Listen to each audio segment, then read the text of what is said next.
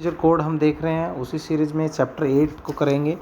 Section 106 से 124 है, तो आप इसका एक कीवर्ड से पूरा सेक्शन का कॉन्सेप्ट समझ सकते हो। बड़ा इंपॉर्टेंट है, थोड़ा सा लेंथी जरूर होगा, 10 से 15 मिनट का ये जरूर जाएगा। इसमें हर सेक्शन के आपको नोट्स प्रोवाइड किए जाएंगे और ये इंपॉर्टेंट चैप्टर, पूरे चैप्टर पे एक क्वेश्चन बनता है, एक बड़ा क्वेश्चन बनता है। वो चाहे आप यूपीएससी की तैयारी कर रहे हो या जुडिशरी की तैयारी कर रहे हो या फिर आप एलएलबी एलएलएम के स्टूडेंट हैं, सभी के लिए बड़ा इम्पोर्टेंट चैप्टर ये है। और वैसे भी अगर आप लॉ से रिलेटेड नहीं है तब भी ये बड़ा ज़रूरी है आपको समझने के लिए। तो कोशिश करता हूँ कि ये आपको ईजिली वे में मैं आपको समझा पाऊँ बिना किसी देरी के। आइए तो स्टार्ट करते हैं। तो जो चैप्टर 8 जो सीआरपीसी का है वो security for keeping the peace and for good behaviour, यानी कि बेल बॉन्ड आपसे लिए जा रहे हैं किसके लिए कि आप पीस को मेंटेन रखें, शांति कायम रखें। ये अक्सर मार लड़ाई दंगे या अक्सर जो नेता वगैरह होते हैं या गैंग्स वगैरह होते हैं उन सब से लिए जाते हैं। आप इसको समझेंगे तो ईजिली समझ में आएगा। अब इसमें पार्ट करके वो जैसे कि हम हर नोट्स में पार्ट करके समझ रहे हैं तो वैसे ही इसको समझ रहे हैं। तो 106 से 110 ऑफेंस है। प्रोसीजर क्या रहेगा बेल बॉन्ड सबमिट करने का, तो 111 से 120 है, 121 से 124 अदर्स है। अब 107 106 107 है वो उसमें क्या है, तो 106 में है सिक्योरिटी ऑन कन्विक्शन और 107 में सिक्योरिटी ऑन अदर केसेज। ठीक है, तो 106 में है security for keeping the peace on conviction, यानी कन्विक्शन के केस में सिक्योरिटी। ठीक है, 107 में है कि कुछ अदर केसेज वगैरह है उनमें सिक्योरिटी, ठीक है, पीस बनाए रखने के लिए। और 108 में है कि जो सेडिटियस मैटर है, जैसे कि मैं बात करूँ सेडिटियस मैटर 124 है जिसमें सेडिटेशन की डेफिनेशन दी गई, राजद्रोह जिसको कहते हैं। जैसे कि 153A आईपीसी, 153B आईपीसी, जिसमें कि आप धर्म के नाम पे, जात के नाम पे आप एनिमिटी को प्रमोट कर रहे हो। जैसे कि सेक्शन 295A है कि मैलिशियस इंटेंशन से आप किसी के रिलीजन को नीचा दिखाने की कोशिश कर रहे हो या रिलीजन के बेस पे दंगे भड़काने की कोशिश कर रहे हो, तो इन मैटर्स में। ठीक है, तो 106 में आप 106 को देख लेते हैं। इस साइड में हमने इसमें डाल रखा कि 106 जैसे उसमें कन्विक्शन है, 107 में अदर केसेस, 108 में सेडिटियस, 109 में सस्पेक्टेड और 110 में हैबिचुअल ऑफेंडर। ये सब लोग हैं जिनसे हम सिक्योरिटी ले रहे हैं पीस को मेंटेन रखने के लिए। तो 106 में देखते हैं, आइए स्टार्ट करते हैं। तो offence security for keeping the peace on conviction, तो सिक्योरिटी आपसे ली जा रही है कि आप पीस को मेंटेन रखेंगे। तो कौन ले रहा है ये, तो ये क्वेश्चन आता है कि कौन ले, तो बिल्कुल ये मजिस्ट्रेट ले रहा है सॉरी। तो when person has committed offence under the section 106 close 2 he is convicted 106 close 2 और chapter 8 IPC accept 153A 153B और 154। तो एनी ऑफेंस विच कंसिस्ट, जैसे असोल्ट से रिलेटेड ऑफेंस है, क्रिमिनल असोल्ट है, क्रिमिनल फोर्स है, मिसचीफ है, क्रिमिनल इंटीमेशन है, और any offence where the breach of peace, जो पीस को जो शांति को भंग करे, ऐसी कोई भी ऑफेंस है उसके लिए इन केसेज में आपसे सिक्योरिटी ली जा सकती है। कौन ले सकता है, तो कोर्ट ऑफ सेशन ले सकता है और जुडिशियल मजिस्ट्रेट फर्स्ट क्लास ले सकता है। If conviction is set aside then the such order shall be void. तो these order can be given by the appellate and provisional court. और ये कितने समय के लिए होता है, तो 3 साल के लिए ले सकता है विद और विदाउट श्योरिटी। ठीक है, तो ये है आपका 106। अब 107 पे देखते हैं। तो 107 security for keeping the peace in other cases. Other cases में क्या है, तो अदर केसेज में अगर आप जानने की कोशिश करेंगे तो उसमें जैसे कि रॉन्गफुली कन्फाइनमेंट है, ब्रीच ऑफ पीस है, डिस्टर्ब द पब्लिक ट्रैंक्विलिटी है ना, जिसमें अडल्ट्रेशन पब्लिक न्यूसेंस आता है, अडल्ट्रेशन वगैरह आता है, नेग्लिजेंसी आती है इन केसेज में। तो when any person breach of peace और disturb public tranquillity does any wrongful act 6 years which there is breach of peace and disturb public tranquility in cases में, तो एनी एग्जीक्यूटिव मजिस्ट्रेट मतलब SDM भी ले सकता है, डीएम भी ले सकता है। तो ये सब सिक्योरिटी ले सकते हैं और 1 साल के लिए ले सकते हैं विद और विदाउट श्योरिटी। ठीक है,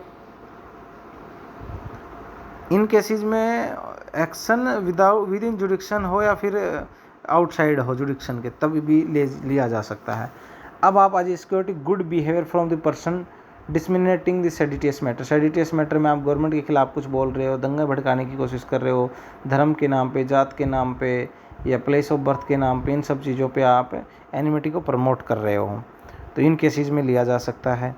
कौन ले सकता है? एग्जीक्यूटिव मजिस्ट्रेट ले सकता है। जिस एरिया का एग्जीक्यूटिव मजिस्ट्रेट है 1 साल और 1 साल के लिए ले सकता है, और विद और विदाउट श्योरिटी ले सकता है। ठीक है। अब 109 में देख ली कि good behaviour from the suspected person. Suspected person का मतलब यही है कि when person is trying to conceal himself and reason to believe that this shall commit cognizable offence, कि रीजन टू बिलीव होना चाहिए कोर्ट के पास में कि इसने कोई कॉग्निजेबल ऑफेंस है वो कमिट की है या अपने आप को छुपाने की कोशिश कर रहा है, तो इन मैटर्स में आप उसे श्योरिटी ले सकते हो। वही सेम को एग्जीक्यूटिव मजिस्ट्रेट ले सकता है 1 साल के लिए, और विद और विदाउट श्योरिटी ले सकता है। 110 में आज ये आप हैबिचुअल ऑफेंडर की बात कर रहे हैं। हैबिचुअल ऑफेंडर की बात करूँ तो ये 2 से अधिक बार अपराध अगर उसने किया है तो हैबिचुअल ऑफेंडर कौन कौन हो सकते हैं? इसमें आप हैबिट है, ये रोबर, हाउस ब्रेकर हो गया, जैसे थीप हो गया, फोर्जर हो गया, रिसीव जो हैबिट है उसकी receiver of a stolen property habitually, और प्रोटेक्ट और harbours thieves, aids and concealment, abet the commission of offence, kidnapping, abduction, extortion, cheating, mischief, और चैप्टर जो 12 है वो आईपीसी का, उसके अंडर जो ऑफेंस आ रही है ये इन सब में। और इसमें और भी चीज़ें हैं जैसे कि हैबिचुअल कमिट और attempt to commit, abetment of commission of the offence involving a breach of peace, drugs and cosmetics act 1940 के अंडर जितने भी आते हैं, फॉरेन एक्सचेंज रेगुलेशन एक्ट के अंडर जो भी आते हैं, prevention of food adulteration act के अंडर जो आते हैं, एसेंशियल कम्युनिटीज एक्ट के अंदर जो ऑफेंस आती है, अनटचेबिलिटी ऑफेंसेज है, कस्टम एक्ट है, फॉरेन, इन सभी में जो आता है वो हैबिचुअल ऑफेंडर है, और उससे ये लिया जाएगा, बेल बॉन्ड या सिक्योरिटी ली जा सकती है। वही सेम कि मजिस्ट्रेट को जैसा ठीक लगे वैसा कर सकता है। 3 साल के लिए ले सकता है, विद और विदाउट श्योरिटी ले सकता है। अब 111 में जो ऑर्डर है वो मजिस्ट्रेट ऑर्डर कर रहा है। 107 से 110 में जिनके से सिक्योरिटी ले उनके लिए ऑर्डर कर रहा है, तो he can along with the order ask for surety in such order they shall be amount और ड्यूरेशन और नंबर ऑफ द श्योरिटीज। जो ऑर्डर करेगा मजिस्ट्रेट 107 से 110 के लिए, उसमें ड्यूरेशन होगा कितने टाइम के लिए श्योरिटी चाहिए, 1 साल के लिए, 3 साल के लिए, 2 साल के लिए, ठीक है, कितना अमाउंट होगा श्योरिटी में और कितना नंबर ऑफ श्योरिटीज वो ले रहा है, ये सब।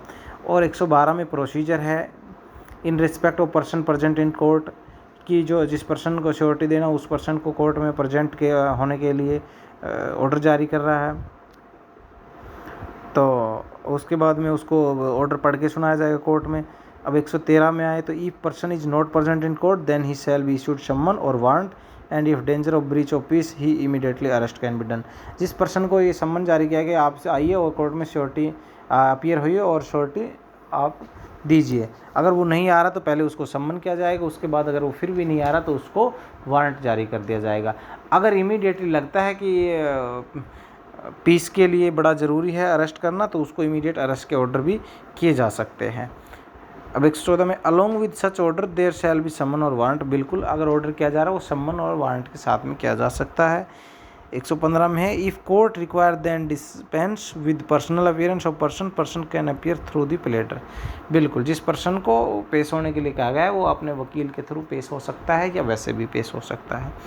अब 116 में when matter is in front of magistrate then he shall inquire upon the facts if required then take additional evidence। अगर मजिस्ट्रेट को लगता है कि उसमें इंक्वायरी की ज़रूरत है और उसमें ज़रूरत है कि एविडेंस हो रहा है तो और एविडेंस ले सकता है। तो evidence shall be in summoning manner से एविडेंस होंगे। तो ई magistrate during inquiry satisfied of the following, कि ब्रीच ऑफ इंक्वायरीज में क्या आ रहा है, ब्रीच ऑफ पीस आ रहा है, disturb the public tranquillity, matter relating to offence और matter relating to public safety, in such case he shall ask the immediate bond. अगर उसको इंक्वायरी में लग रहा है ये सब चीज़ें हो रही है तो फिर वो इमीडिएट ऑर्डर कर सकता है श्योरिटी बॉन्ड के लिए। The time period of such bond will be till completion of the inquiry, ठीक है, इंक्वायरी के कंप्लीट होने तक उसका टाइम पीरियड रहेगा।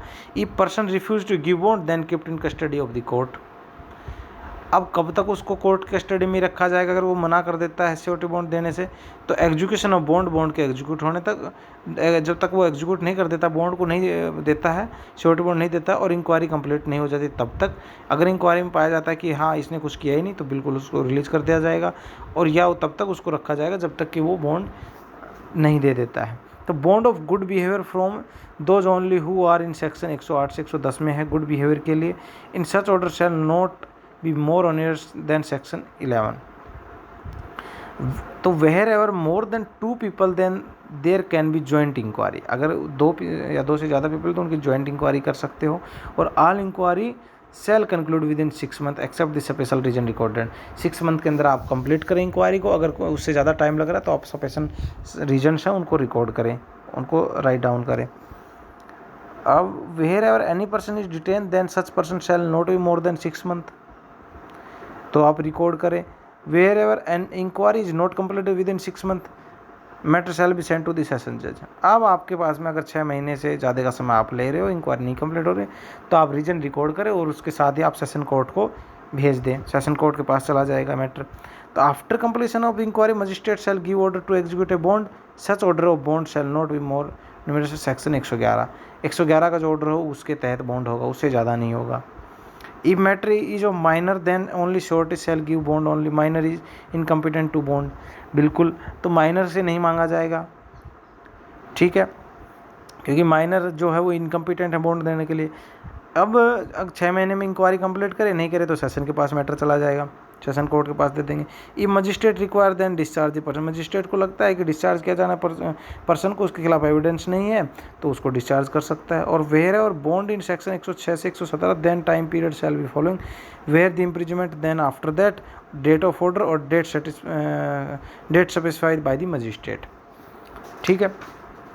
तो इसमें ये है जो 119 जो है सेक्शन, उसमें यही है कि power to reject this sureties, किन केसेस में श्योरिटी को रिजेक्ट किया जा सकता है। तो ये स्पेसिफाइड डेट करेगा, उसमें ऑर्डर में डेट रहेगी और जिस डेट को ऑर्डर किया है उस दिन से, और जो इम्प्रीजमेंट जहाँ से स्टार्ट हुआ वहाँ पर कर सकता है। अब आप आ जाइए 120 में आ जाइए, तो इसमें है कंटेंट्स ऑफ द बॉन्ड। तो 121 में है power to reject this sureties. 122 में है imprisonment in default of sureties. 123 में है where any person has given the bond then he can reject it any time for the person can apply, ठीक है। तो अब देख लीजिए आप 121 में देखिए, where any magistrate refuse and reject any surety on the ground that he unfit then। Magistrate किसी भी समय रिफ्यूज़ और रिजेक्ट कर सकता है, कैसे कि ही शैल बी आफ्टर इंक्वायरी के बाद में, person shall given sufficient notice, person को सफिशिएंट नोटिस देने के बाद में, और report shall be called, report पे बुलाने के बाद में। इन सभी के बाद में कभी भी उसको लगता है अनफिट लगता है श्योरिटी ग्राउंड, तो वो बिल्कुल उसको रिजेक्ट कर सकता है श्योरिटी बॉन्ड को आपके। अब 122 में क्या है, wherever any person is give the surety and if does not give then shall be send to the jail person. अगर श्योरिटी नहीं देता तो उसको जेल भेज दीजिए। कब तक? टिल दी, तो ये टाइम कब काउंट होगा कि till the expiry of time period, till security is given, जो सिक्योरिटी नहीं देता तब तक, या टाइम पीरियड एक्सपायर नहीं हो जाता तब तक वो जेल में रहेगा। तो when a person breach the condition of bond then he shall be arrest. अगर उसमें कंडीशंस होती है जो बॉन्ड में, उनको अगर ब्रीच करता है तो उसको डायरेक्ट जेल भेज दिया जाएगा, ठीक है। और detain in prison for the remaining time period, जो टाइम बच गया उसके लिए उसको जेल में रखा जाएगा उस टाइम, इतने टाइम के लिए। और forfeiture and other punishment shall be in addition, तो फॉरफीचर और जो अदर पनिशमेंट है वो एडिशन में रहेंगी। और where bond is more than 1 year and person does not security then the magistrate shall detain him and send the matter to the court of session। तो उसको मजिस्ट्रेट अरेस्ट वारंट जारी करेगा, arrest करके और court of session को matter send कर देगा। Such जज can take additional evidence and give proper orders, बिल्कुल एडिशनल एविडेंस ले सकता है कोर्ट। वेयर और ज्वाइंट मैटर, 2 से ज़्यादा का मैटर तो उनकी ज्वाइंट इंक्वायरी होगी, और सेशन कोर्ट में भी सेम चलेगा उनका। 123 में है कि wherever any person has given the bond then he can reject it any time, किसी भी समय में उसको रिजेक्ट किया जा सकता है। कोर्ट रिजेक्ट करके उसको सम्मन और वारंट के थ्रू उसको अपीयर होने के लिए पूछ सकता है। 124 में वेयर एवर 123, 121 तो पर्सन इज गिवन समन और warrant for the appearance and person is present in court, then court shall cancel the execute the bond and for the remaining time period order for new bond. अब आप उसको 123 और 121 में बुला रहे हैं, court में अपीयर होने के लिए कह रहे हैं और वो कोर्ट में अपीयर होता है, तो मजिस्ट्रेट बिल्कुल ऑर्डर दे सकता है कि वो आपके जो पुराने जो बॉन्ड है, सिक्योरिटी बॉन्ड, उनको रिजेक्ट किया जाता है, आप नए बॉन्ड पेश करने के लिए उसको कह सकता है। अगर वो नहीं करता तो फिर वो डायरेक्ट जेल भेज सकते हैं, मैटर को कोर्ट ऑफ सेशन कर सकते हैं, उसके लिए स्पेशल अलग से प्रोसीजर दिया गया है। अब कुछ क्वेश्चन आते हैं कि हु कैन डिस्चार्ज। अब डिस्चार्ज कौन कर सकता है, तो उसमें एग्जीक्यूटिव मजिस्ट्रेट ने अगर जैसे कि ऑर्डर कर रखा है तो उसको डीएम डिस्ट्रिक्ट मजिस्ट्रेट कर सकता है। जुडिशियल मजिस्ट्रेट का ऑर्डर है तो उसको ले रखी छोटी, उसको रिजेक्ट कर सकता है, सीजीएम कर सकता है, डिस्चार्ज कर सकता है। जैसे एग्जीक्यूटिव मजिस्ट्रेट ने ऑर्डर किया उसको डीएम कर सकता है डिस्चार्ज, और जुडिशियल मजिस्ट्रेट फर्स्ट क्लास ने किया, सेकंड क्लास ने, उसको सीजीएम चीफ जुडिशियल मजिस्ट्रेट कर सकता है। If amount of bond is to be reduce other condition produce, तो इनमें वो किया जो आपने जो बॉन्ड की जो अमाउंट है उसमें जैसे 1 लाख दिया गया, 50,000 दिया गया, उसको रिड्यूस, उसको कम कर सकता है। कौन कम कर सकता है? अगर एग्जीक्यूटिव मजिस्ट्रेट ने किया है ऑर्डर तो उसको डिस्ट्रिक्ट मजिस्ट्रेट कर सकता है, उससे ऊपर रैंक का अधिकारी, और जुडिशियल मजिस्ट्रेट ने किया है तो सीजीएम कर सकता है, और हाई कोर्ट और सेशन कोर्ट भी कर सकते हैं। अब हाई कोर्ट और सेशन कोर्ट भी कर सकते हैं बिल्कुल। तो who can cancel the bond, bond cancel करने की पावर किसमें? सेम वही रहेगा कि हाई कोर्ट कर सकता है कोर्ट ऑफ सेशन के मामले में, एग्जीक्यूटिव मजिस्ट्रेट के बॉन्ड को कैंसिल कर सकता है डिस्ट्रिक्ट मजिस्ट्रेट, और जुडिशियल मजिस्ट्रेट को कर सकता है चीफ जुडिशियल मजिस्ट्रेट। तो wherever any person is discharge then he can be discharge with और विदाउट कंडीशन, कंडीशन के साथ भी और विदाउट कंडीशंस भी डिस्चार्ज हो सकता है। और such condition shall be made state government, जो कंडीशंस जो बनाई जाएंगी वो स्टेट गवर्नमेंट के द्वारा बनाई जाएंगी। Where discharge is cancel then person shall be arrested without और with warrant, shall be presented before the DM और सीजीएम।